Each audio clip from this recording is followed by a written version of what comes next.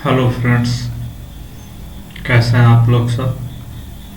जैसा कि 70 BPSC prelims का एग्ज़ाम बहुत नज़दीक आ गया और हमारे बीपीएससी आयोग के द्वारा भी प्रीलिम्स एग्ज़ाम का जो डेट निर्धारित कर गई है नवंबर में, बहुत कम ही दिन रह गया है। इसको देखते हुए हमने सोचा कि एक क्विक रिवीजन जो है वो करंट अफेयर्स में एक बड़ी महत्वपूर्ण भूमिका निभाता है। बिहार के करंट अफेयर्स जो कि दृष्टि पब्लिकेशन से जो मंथली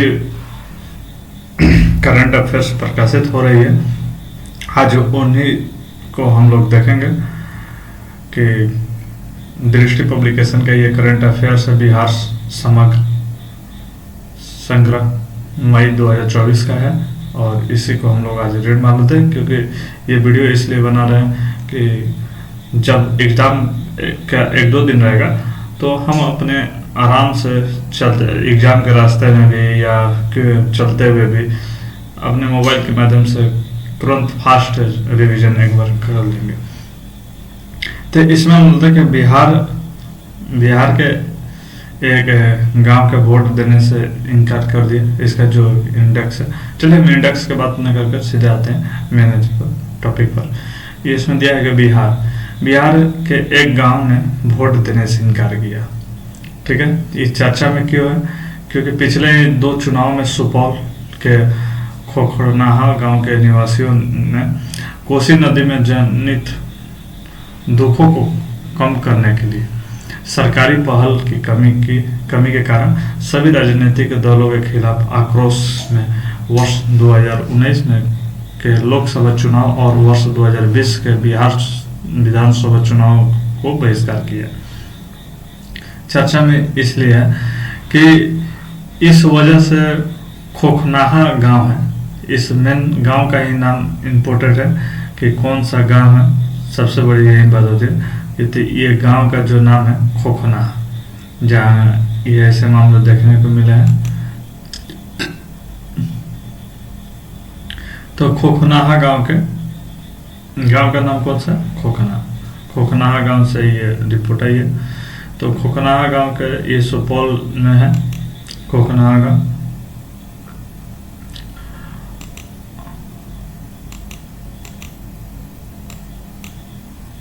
और ठीक है, खोखनाहा गांव आगे और गांव 2019 की ये आप फिगर देख सकते हैं। चुनाव वोट देने से इनकार जो किया, ये नेपाल का हमारा जो है चाइना बॉर्डर है, ये नेपाल है। और ये गंडक रिवर है, कोसी है, जो सप्त धारा कहा जाता है, सब 7 नदियाँ 1 2 3 4 5 6 7 नदी जो नेपाल की तरफ से आती है बिहार में हमारा। और ये गंगा जो अपना जो है ये, तो फिर ये इंडिया का मैप देख रहे हैं। ऐसे बिहार का जो मैप देखिए, तो बिहार का मैप रेक्टेंगल साइड में है, ऐसे बिहार का मैप होता है। ठीक है, बिहार का मैप है। और गंगा नदी जो है वो बिहार के बीचों बीच से होकर गुजरती है। चलिए आगे देखते हैं। मुख्य बिंदु क्या है कि कुछ वर्ष पूर्व कोसी नदी के कारण गांव को भारी नुकसान पहुंचा था। कुछ वर्ष पूर्व क्या हुआ था? कोसी नदी जानते हैं हम सभी कि बिहार का शोक कहा जाता है और ये जो नदी है काफ़ी नुकसान पहुंचाती है, और खासकर उस क्षेत्र एरिया में, जैसे जहाँ सुपौल हो गया, ये क्षेत्र एरिया में काफ़ी नुकसान ये पहुंचाती है। और उसके बाद देखते हैं ये गांव अब ये गांव जो है कोसी के 2 धाराओं के बीच एक द्वीप पर स्थित है। कौन सा गांव? तो गांव का नाम आप लोग जरूर याद रखिए कि जो गांव का नाम है वो है खोखनाहा गांव। ये मैं इसको ड्रॉ कर देता हूँ, खोखनाहा गांव है। उसके बाद कह रहा है कि आप नेक्स्ट पॉइंट ये दिया है कि कोसी बेल्ट के खोखनाहा के आसपास के गांव को निवासी सरकार को उपेक्षित महसूस करते हैं और ये बार बार आने वाली बाढ़ को सहन करते हैं। उचित मुआवजे को या नदी के नियंत्रित होने के कारण उपायों को उनके जीवन और आजीविका को तबाही हो जाती है।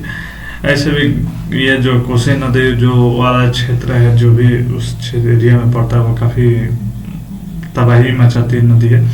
कोसी क्या है? कोसी एक सीमा पर पार नदी है जो तिब्बत, नेपाल और भारत के होकर बहती है। यहाँ कोसी के बारे में बहुत अच्छा से अंडरलाइन किया कि कोसी के बारे में जानकारी ये दे दी है। ठीक है, उसके बाद देखते हैं इसका स्रोत तिब्बत में है, कोसी का, और ये विश्व की सबसे ऊंची भूमि शामिल है। कहाँ पर? तिब्बत में।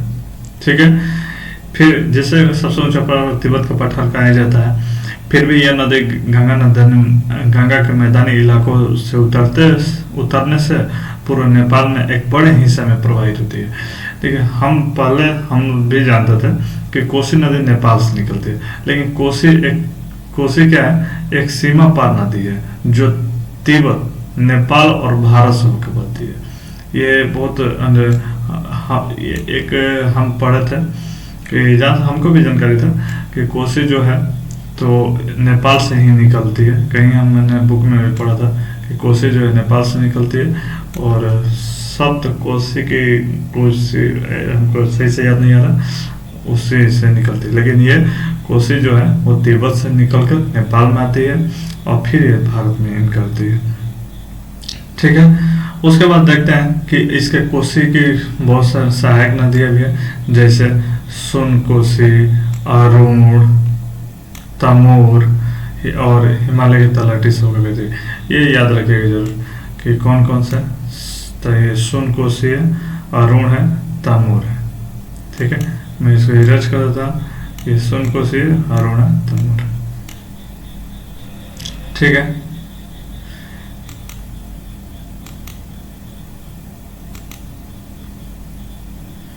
उसके बाद हम लोग देखते हैं, और ये आगे देखा जाए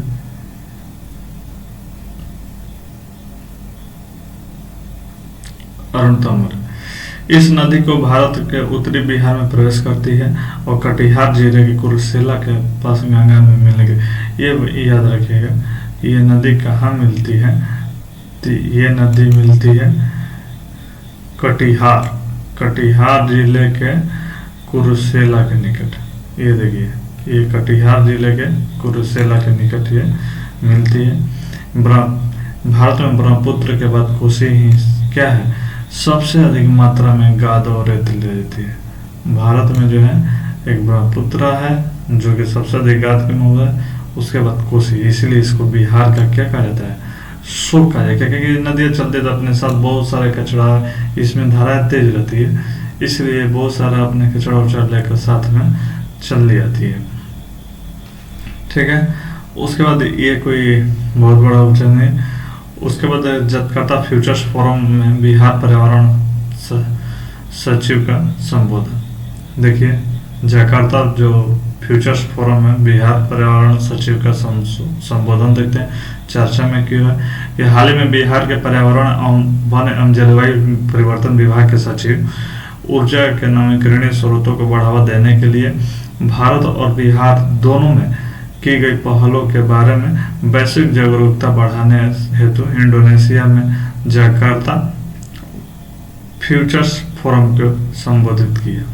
मुख्य बिंदु इसका देखते हैं। मुख्य बिंदु क्या है कि न्यायसंगत और समकोषी ऊर्जा परिवर्तन की सुविधा के लिए अंतर्राष्ट्रीय सहयोग, और शीर्षक वाले पैनल चर्चा में बहु क्षेत्रीय तकनीकी एवं आर्थिक सहयोग हेतु बंगाल के खाड़ी पहल, यानी देखिए इसको फुल फॉर्म याद जरूर रखिए, ये इसका ये बिम्स्टेक है।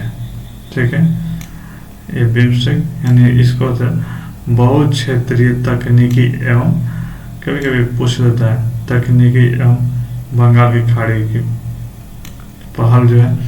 महासचिव इंद्रमणि, देखिए अब बिम्स्टेक के महासचिव का नाम जरूर याद रखिए। बिम्स्टेक के महासचिव कौन है? इंद्रमणि पांडे। ठीक है, इंद्रमणि तथा इंडोनेशिया के ऊर्जा और खनिज संसाधन मंत्रालय, इसको यूज कर देते हैं, नवीकरणीय ऊर्जा मंत्रालय के महानिदेशक प्रोफेसर एनिया लिस्टोनियो डेविस शामिल थे। ठीक है, उसके बाद क्या करा कि अपने संबोधन में ठीक है। अपने संबोधन में सचिव ने नवंबर 2021 तक भारत द्वारा अपने विश्व ऊर्जा उत्पादन के लिए गैर जीवाश्म ईंधन का निर्भरता को कम कर 40% लक्ष्य हासिल करना और जलवायु सहायनीय एवं निम्न कार्बन विकास पथ के विकास में अग्रणी बिहार राज्य जैसी महत्वपूर्ण उपलब्धियों पर भी जोर दिया। आगे देखते हैं कि विद्युत उत्पादन के लिए भारत ने निर्धारित समय कई वर्ष पूर्व यानी मूल रूप से 2023 तक लक्षित है। ही गैर जीवाश्म ईंधन पर अपनी निर्भरता 40% तक कम कर लेने की क्षमता हासिल करके संयुक्त राष्ट्र की पार्टियों को सम्मेलन COP21 पेरिस शिखर सम्मेलन में की गई प्रतिष्ठा के ऊपर यह एक अंडरलाइन करने जोगे कि ये जो है संयुक्त राष्ट्र की पार्टियों का सहयोग COP है, ठीक है। COP21 के ये कहा हुआ था, पेरिस शिखर सम्मेलन में हुआ था। देश नवीकरणीय स्थापित ऊर्जा के बड़ी जल विद्युत उत्पादन सहित विश्व स्तर पर चौथे स्थान और पवन ऊर्जा की क्षमता में चौथे स्थान और सौर ऊर्जा की क्षमता में 5वें स्थान पर है। अपना याद रखना कि जो भारत है, ठीक है, और भारत जो है अगर बड़ी जल विद्युत उत्पादन सहित का है तो ये इनका जो स्थान है चौथा स्थान है, ठीक है। वही पवन ऊर्जा में भारत का जो स्थान है वो भी चौथा स्थान है, ठीक है। फर्स्ट पर शायद अमेरिका है। और सौर ऊर्जा में एकमात्र अंतर्राष्ट्रीय मुख्यालय जो है भारत में है वो सौर गुड़गांव में है सौर ऊर्जा का। तो इसमें सौर ऊर्जा में ये 5वें स्थान पे, इसको भी अंडरलाइन करने की जगह इसको भी ध्यान में रखिएगा कि सौर ऊर्जा में 5वें स्तर पर विश्व में है, ठीक है। उसके बाद REN 21 यानी नवीकरणीय ऊर्जा वैश्विक स्थिति रिपोर्ट 2023 के रिपोर्ट के अनुसार ये है। उसके बाद देखते हैं कि मंच के दौरान स्वच्छ ऊर्जा परिवर्तन की दिशा में भारत में सक्रिय कदमों पर जोर दिया गया, जिसमें वर्ष 2023 तक गैर जीवाश्म स्रोतों में 50% संचयी विद्युत स्थापित क्षमता, वर्ष 2047 तक ऊर्जा स्वतंत्रता और वर्ष 2070 तक शुद्ध शून्य उत्सर्जन प्राप्त करने की प्रतिबद्धता शामिल है। बिहार ने राष्ट्रीय उद्देश्यों के अनुरूप जलवायु परिवर्तन तथा ग्रीन हाउस गैस उत्सर्जन को कम करने के लिए विभिन्न कार्यक्रमों की योजनाओं को सफलतापूर्वक लागू किया है। जल जीवन हरियाली योजना, इसे अंडरलाइन कीजिएगा, इसको खास कर ध्यान दीजिएगा कि जल जीवन हरियाली योजना जैसे प्रमुख कार्यक्रम राज्य में लागू किए जा रहे हैं, जिनका उद्देश्य क्या है कि जल निकायों को पुनर्जीवित करना और बिहार नवीकरणीय जीवित करना और जैव विविधता संरक्षण को बढ़ावा देना, हरित आवरण को बढ़ावा देना। बिहार नवीकरणीय ऊर्जा विकास एजेंसी जो विकास एजेंसी एवं आघातन नवीकरण ऊर्जा नीति 2024 को विकसित कर रही है। उसके बाद देखते हैं कि बिहार देश का पहला राज्य इस लाइन किया कि बिहार देश का पहला राज्य है जिसने राज्य के लिए जलवायु सहायनीय और निम्न कार्बन विकास पथ विकसित किया है। ये याद करने लायक है कि जो बिहार देश का एक पहला राज्य है जो जलवायु सहायनीय और निम्न कार्बन विकास के लिए विकसित किया है, ठीक है। इसको इरेज करते हैं। उसके बाद हम लोग देखते हैं कि सचिव ने देशों से अंतर्राष्ट्रीय सहयोग ढांचे और सुदृढ़ करने, विकासशील देशों के लिए समर्थन बढ़ाने और सुनिश्चित करने का आग्रह किया कि ऊर्जा परिवर्तन प्रभावित श्रमिकों और समुदायों की जरूरतों को पूरा करता है। वो देखते हैं Jakarta futures forum blue Horizons green growth 2024। Jakarta में भारतीय दूतावास ने अबांडर रिसर्च फाउंडेशन, ठीक है, ऑब्जर्वर रिसर्च फेडरेशन एवं इंडोनेशिया के विदेश नीति समुदाय के साथ साझेदारी में 2 और 3 मई को 2024 को जकार्ता फ्यूचर्स फोरम यानी JFF का मेजबानी की। JFF का एक सार्थक और समावेशी भविष्य के निर्माण के लिए दोनों देशों के दीर्घकालीन दृष्टि और प्रतिबद्धता प्राप्ति में है, और इस पायलट प्रोजेक्ट की सफलता इस बात का प्रमाण है कि सामूहिक प्रयास और अभिनव संसाधन वास्तव में विश्व कहीं न केवल एक साथ संगठित करते हैं बल्कि करीब भी लाते हैं। भारत इंडोनेशिया विभिन्न क्षेत्रों एवं मुद्दों को समावेश के अर्थ को पुनः परिभाषित करने की क्षमता तथा साख है, जिसे एक निष्पक्ष और अधिक न्यायसंगत विश्व साकार हो सके। समावेशन को एजेंडे में सबसे ज़्यादा जो प्राथमिकता दी जाने वाली है वो जैसा कि इंडोनेशिया और भारतीय G20 विज्ञप्तियों को परिलक्षित होता है। उसके बाद देखते हैं आगे टॉपिक है कि बिहार में पूर्व उप मुख्यमंत्री का निधन हो गया। ये चर्चा में किया कि हाल ही में वरिष्ठ राजनेता और बिहार के पूर्व उप मुख्यमंत्री सुशील कुमार मोदी का जो है 72 वर्ष की आयु में नई दिल्ली में निधन हो गया। उनका जो निधन हुआ वह कैंसर से पीड़ित है, काफी लंबे दिनों से बीमार चल रहे थे, जिसके कारण वो उनका निधन हो गया 2005 से 2013 तक 2005 से 2013 और 2017 से 2020 तक बिहार के उप मुख्यमंत्री के साथ बिहार के वित्त मंत्री भी रह चुके हैं, और वो राष्ट्रीय स्वयंसेवक संघ के आजीवन सदस्य भी रहे। उनका जुलाई 2011 में वस्तु एवं सेवा कर कार्यान्वयन के लिए वित्त राज्य मंत्रियों के अधिकारियों प्राप्ति समिति का अध्यक्ष भी वो नियुक्त हो चुके हैं। भारत के अगर उप मुख्यमंत्री के पद देखा जाए, अब उप मुख्यमंत्री का पद जो होता है वो कोई संवैधानिक पद नहीं होता। उप मुख्यमंत्री, उप प्रधानमंत्री, इस हमारे संविधान में जिक्र नहीं है इसका कोई, ये फॉर्मेलिटी के रूप में बना दिया जाता है, जैसे कि इसका ये कोई संवैधानिक पद नहीं है। ठीक है, ये पार्टियों का आपस में जो गठजोड़ होता है, या आप कह सकते हैं कि जब पार्टी अलायंस करती है तो अलायंस के साथ ये सहयोगी पार्टियों के गुट को खुश करने के लिए जिस पार्टी से अलायंस की जाती है उसके लिए एक पद की व्यवस्था की जाती है।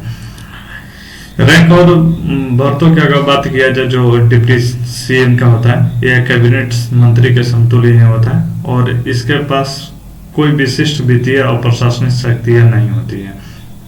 उप मुख्यमंत्री को रिपोर्ट करना होता है, कोई भी बात या अपने पोर्टफोलियो से संबंधित किसी भी निर्णय के लिए उनकी स्वीकृति भी मुख्यमंत्री की लेनी पड़ती है। उप मुख्यमंत्री के पास उन फाइलों और मामलों तक पहुंच नहीं होती है जो मुख्यमंत्री के, यानी सीधे तौर पर कहा जाए कि ज्यादातर पावर मुख्यमंत्री को होता है। उप मुख्यमंत्री एक क्या है, एक फॉर्मल पोस्ट होता है। ठीक है,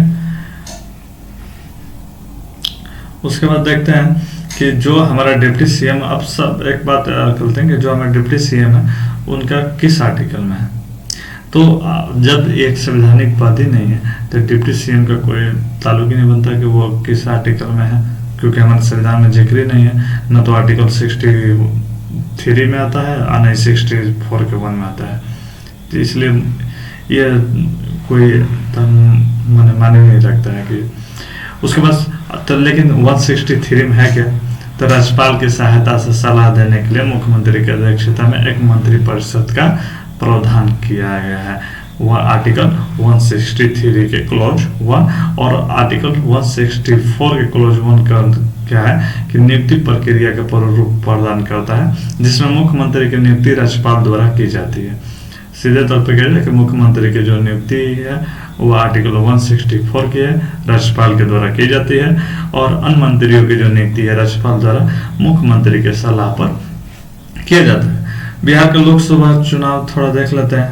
ये भी 2024 का लोकसभा काफी महत्वपूर्ण रहा है, और ये चौथे चरण में बिहार में पांच निर्वाचन क्षेत्रों में 54% से अधिक मतदान दर्ज किए गए हैं। जैसे कि सबसे अधिक अगर मतदान प्रतिशत देखा जाए 2024 लोकसभा का, तो वो बेगूसराय जिले में 58.40% दर्ज किया गया है। वहीं अगर समस्तीपुर में 58.10 सेकेंड नंबर पर स्थान रखता है समस्तीपुर, और थर्ड नंबर पर दरभंगा जो है हमारा 56.63% से, और उजियारपुर में 56 समथिंग से, और मुंगेर 5वें स्थान पर मतदान के। इस तरह ये मतदान के क्रम श्रेणी है, लेकिन इसमें सबसे ज्यादा मगर कहीं मतदान हुआ है तो हमारा बेगूसराय में, सेकंड पर समस्तीपुर, थर्ड पर दरभंगा, फोर्थ पर उजियारपुर और फाइव स्थान मुंगेर को प्राप्त है। राज्य के चौथे चरण के मतदान के दौरान 5,398 मतदान केंद्रों पर 95.85 लाख अधिक मतदाताओं के वोटिंग की, और इस मतदान के माध्यम से 55 उम्मीदवारों के भविष्य का निर्णय किया गया। यानी टोटल कैंडिडेट 55 उम्मीदवार थे निर्दलीय लेकर। ठीक है, भारतीय निर्वाचन आयोग देख लेते हैं। जब मतदान की बात हुई तो निर्वाचन आयोग का मामला आएगा ही। इलेक्शन कमीशन ऑफ इंडिया लोकसभा 2024 का जो मतदान हुआ वो 7 चरणों में आयोजित किया गया। लोकसभा 2024 के चुनाव में कुल 96.8 करोड़ मतदान कराए गए हैं। इसमें 96.8 करोड़ मतदाता जो है मतदान करेंगे किए हैं। लोकसभा चुनाव 2024 में पहली बार मतदान करने वाले नागरिकों की संख्या जो थे वह 1.8 करोड़ है। ये बहुत अच्छा डाटा है कि जो पहली बार मतदान करने का 2024 में है तो वह 1.8 करोड़ थे। वही 20 से 29 वर्षों के आयु को अगर देखें तो मतदाताओं की संख्या 19.47 करोड़ थे। ये कोई डाटा याद करने की जरूरत नहीं है। 12 राज्यों के महिलाओं में मतदाताओं का अनुपात पुरुष मतदाताओं से अधिक थी। वर्ष 2024 के आम चुनाव में पहली बार मतदान करने वाली महिला मतदाताओं की संख्या में 85 लाख से अधिक है। ये डाटा तो याद नहीं है, लेकिन ये हमें डाटा याद करने की जरूरत है कि जो 2024 के आम चुनाव में पहली बार मतदान करने वाली महिलाओं जो थी मतदाताओं की संख्या वो 85 लाख से अधिक थी। और जब आया तो आर्टिकल से बात कर देते हैं। आर्टिकल 370 के निरस्तीकरण और अयोध्या में भगवान राम मंदिर के निर्माण, ठीक है, नागरिकता संशोधन अधिनियम 2019 के कार्यान्वयन जैसी ऐतिहासिक घटनाओं के बाद यह पहला आम चुनाव हुआ था। काफी अच्छा जो चीज हुआ था, जैसे 370 का हटना जम्मू कश्मीर से, उसके बाद नागरिकता संशोधन अधिनियम, राम मंदिर के बना, ये ऐतिहासिक जो फैसले थे, ऐतिहासिक जो कार्य हुए, इसके बाद ये चुनाव था 2024 का लोकसभा का। आंध्र प्रदेश, अरुणाचल प्रदेश, उड़ीसा, सिक्किम राज्यों में विधानसभा चुनाव आम चुनाव के साथ 16 राज्यों में 25 सीटों के लिए उपचुनाव भी हुए। वर्ष 2024 के आम चुनाव, जैसे लोकसभा चुनाव 2024 के रूप में भी जाना जाता है, का परिणाम जो है 4 जून 2024 को घोषित किया गया है। ठीक है, बिहार के और तथ्य पे थोड़ा ज्योग्राफिकल देख लिया जाए। कांवर झील बहुत बिहार में फेमस है, जो नवादा डिस्ट्रिक्ट में अब ये चर्चा में की हुआ है। तो कभी प्रवासी पक्षियों का आश्रय स्थल रही है कांवर झील। एशिया के सबसे बड़ी अलवणीय जल की गोखुर झील और बिहार की एकमात्र रामसर स्थल कांवर धीरे धीरे लुप्त हो रही है। ये कांवर झील जो है, हमने गलती से मैंने कांवर झील नवादा में नहीं है, वो काकोलत झील था। ठीक है, अब देखिए गोखुर झील क्या होता है, जो ऑक्सबोल लेक होता है। यह एक वर्गाकार झील है, ठीक है, जो समय के साथ क्षरण और अवसादों के निक्षेपण के परिणाम स्वरूप विसर्पी नदी के किनारे बनती है।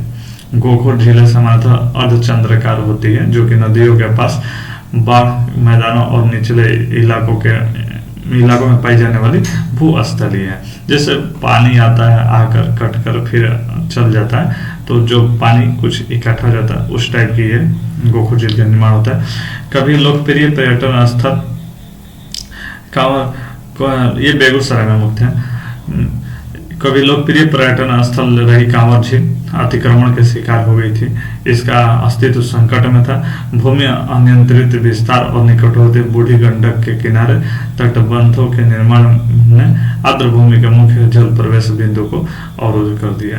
एक साझा धारणा है कि झील के पुनर्निर्माण करने की सरकारी पहल के साथ इसमें अपनी पिछली भव्यता का पुनः प्राप्त करने और एक महत्वपूर्ण पर्यटन स्थल में बदलने की क्षमता है, जो स्थानीय निवासियों के लिए रोजगार की संभावना भी पैदा करता है।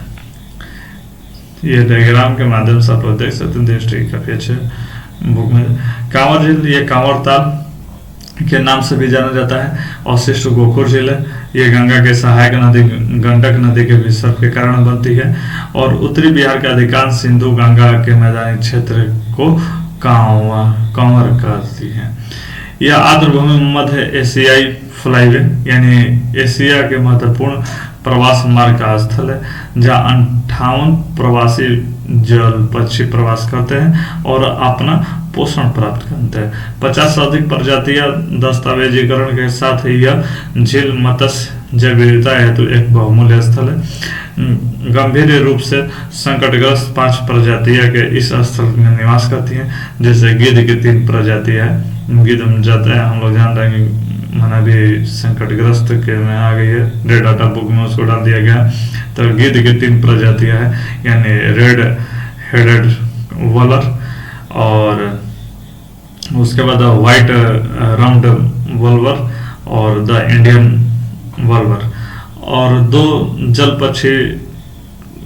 पक्षी प्रजातियां जैसे सोसिएबल लैपिंग और वेयर पोस्ट। ये जो पक्षियां हैं ये संकटग्रस्त पक्षियां हैं, फिर भी कांवर झील में ये पाई जाती है। साइट के प्रमुख संकटों के कारण प्रबंध और गतिविधियों को जल निकासी और जल पृथक्करण, बांध निर्माण और शहरीकरण शामिल है।